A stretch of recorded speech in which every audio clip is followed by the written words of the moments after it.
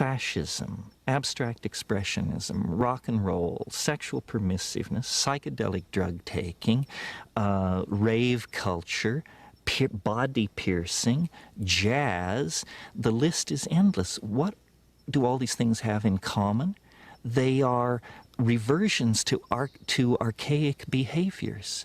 They represent rejections of the Edwardian gentleman with his white man's burden, and represent instead a realization that for us to survive and live with ourselves, we have to re-empower archaic values. The archaic behaviour is a force in man which society allows to manifest in society through its arts in the new domesticated current man that we have today. It's a raw energy, perhaps stored in DNA, as put forth by some people like Jeremy Narby, who wrote The Cosmic Serpent.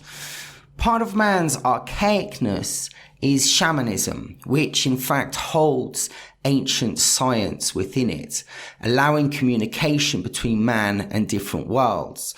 The plant medicine DMT Ayahuasca world, drinking those medicines, according to Narby, interacts with the DNA, opening up information, archaic information, and also creating communication with different worlds. DMT ayahuasca shamanism ceremonies allows man to connect back to nature and to his archaic self through his DNA and through communications to other worlds, taking man away from his domesticated, suppressed self, which is a creation of the institutions we find ourselves today, and his own self-imprisonment. The archaic revival is this society which is very much now under the umbrella of technology, is itself scared of plant medicines, because the plant medicines realign people away from the projections that society and technology is carving out for humanity.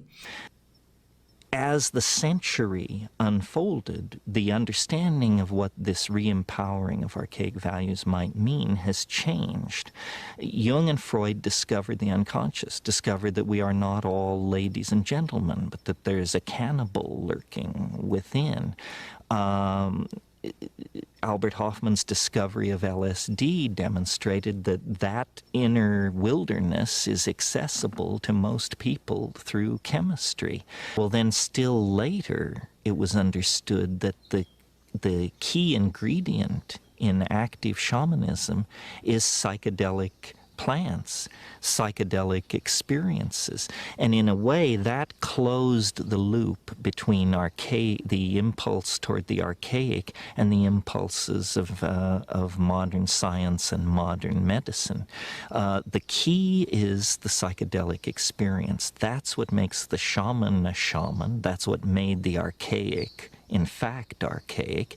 And so people like Freud and Jung and the surrealists and the Dadaists and the abstract expressionists, all of these people were very close to the mark. The shaman is the paradigmatic figure.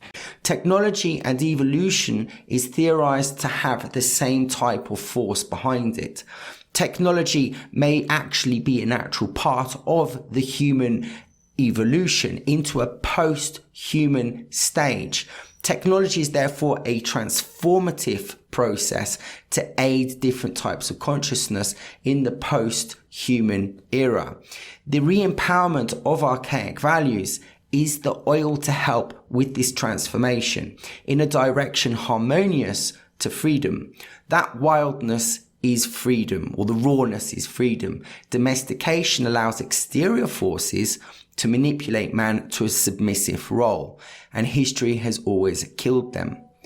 If it were true that humans are in an interdimensional war where negative energy sought to control over humans using politicians and powerful people to do so, technology and its implementation would be the best way to carry out that agenda. By influencing society in a negative way, the creation of technology would amplify the direction of humans. The current use of technology like Facebook, facial recognition, spying to invade privacy and to control humans, taking it down a nefarious and negative path. Now, this is very dangerous because the technology would trap us in it by creating a cyber world or a world that depended on it, or making it impossible for people to live without technology, almost making it mandatory. For instance, the introduction of a cashless society and everyone being recorded on camera and having chips and other things taken from people and put into people. If children were to grow up into this new technology society and they were implanted with chips at birth that gave them information that changed their perception and their behavior, they wouldn't know what freedom was, and they would become enslaved from birth.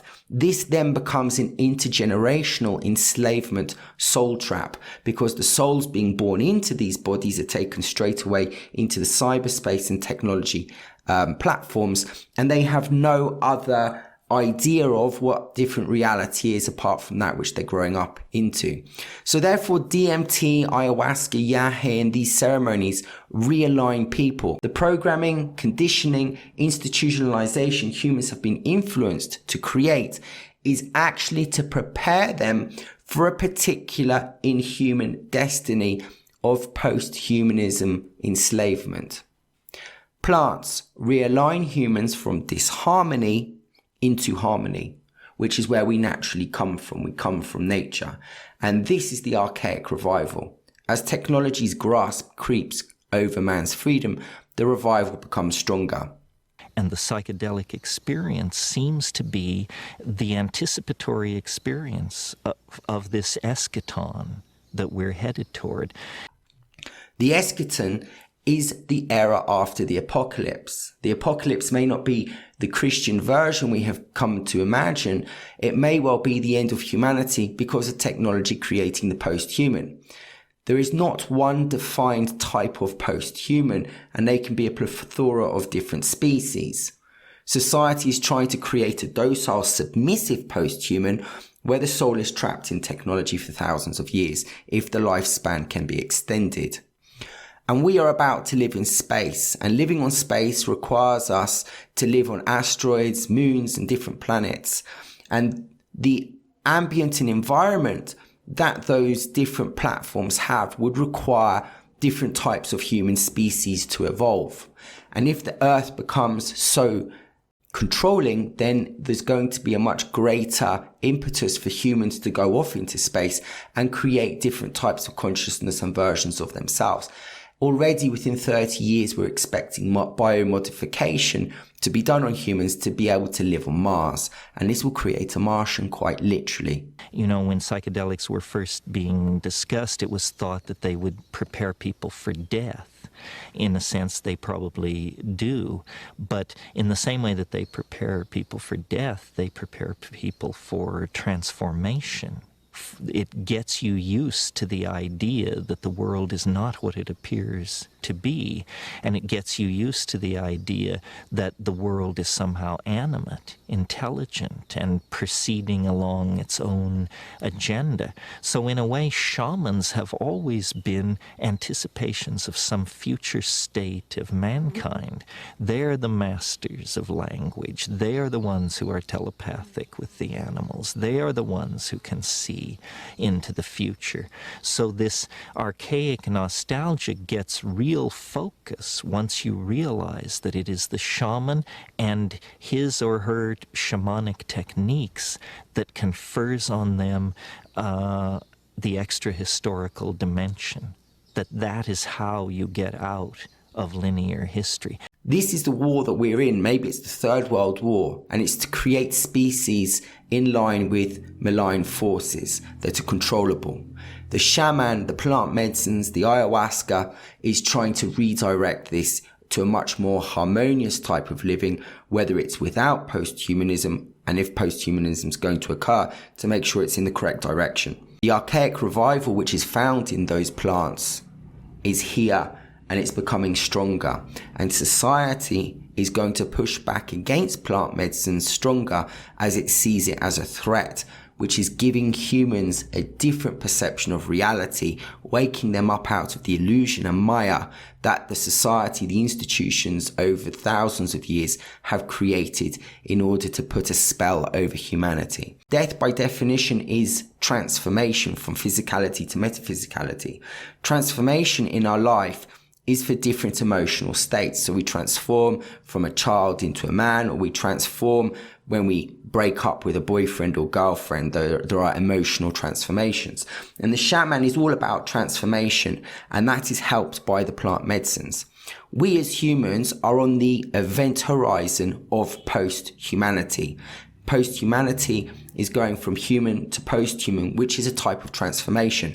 And in one sense, it's the death of humans. So if the shaman is to prepare humans for death by helping them transform in their lives and helping them to transform into different realities, then the shaman today, the plant medicines and the ayahuasca may very well be coming out of the forests and into society in order to help people with the transformation.